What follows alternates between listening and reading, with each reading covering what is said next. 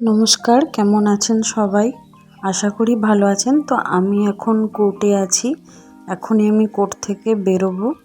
একটা দিদির ছেলের বার্থডে আছে, তো সেখানে যেতে হবে। তো আমি গিফট নিয়ে বেরিয়ে পড়লাম। প্রায় সন্ধে হয়ে গেছে। এখন এখান থেকে আমি অটো করব। মোটামুটি 10 মিনিট লাগবে অটো করে।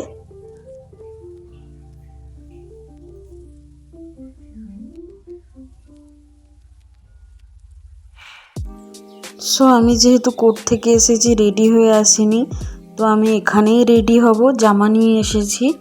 তো এখানে আমি হালকা জাস্ট মেকআপ করে নিচ্ছি। একটা মেকআপ পাউচ সবসময় আমার ব্যাগেই থাকে। এই যে সেই পুচকু যার আজকে জন্মদিন, খুবই মিষ্টি।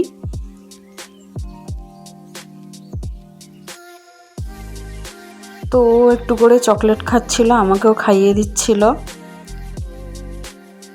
তো মোটামুটি আমি রেডি হয়ে গেছি। আমার চুলটা একটু বাকি আছে, তাহলেই হয়ে যাবে। তো এটা হলো আমার ফাইনাল লুক।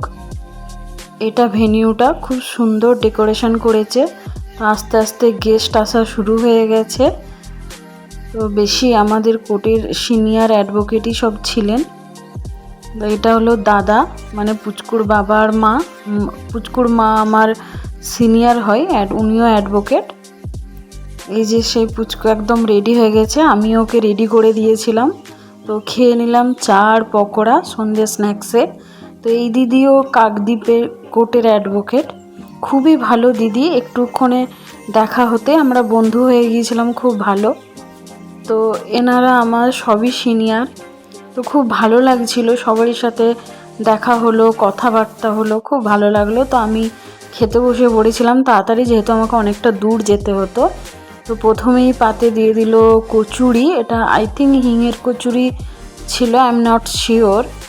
তো তার সাথে মিক্স ভেজ, খুবই টেস্টি লাগছিল। তো এরপর দিয়ে দিল ফিশ ফিঙ্গার।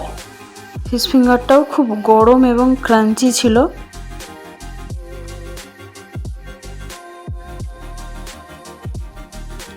এরপরে এসে গেল মাটন বিরিয়ানি।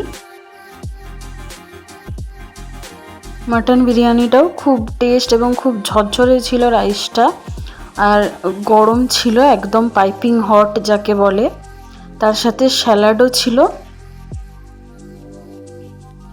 এবং এবারে চলে এলো চিকেন চাপ বা চিকেন কষা বলতে পারি। এটাও খুব টেস্টি ছিল। প্রত্যেকটা খাবারই খুবই সুন্দর, খুবই টেস্টি, এবং ঠান্ডাতে গরমটাও ভীষণ ভালো লাগছিল। তো মাটনগুলোও খুবই নরম, একদম দেখুন খুব ভালো সেদ্ধ হয়েছে। তো তারপর পুচকুর বার্থডে কেক এলো। কেক আসতে অ্যাকচুয়ালি অনেক দেরি করেছিল। তো তারপর কেক কাটা হয়ে গেল, আমি বাড়ি চলে এলাম। বাই।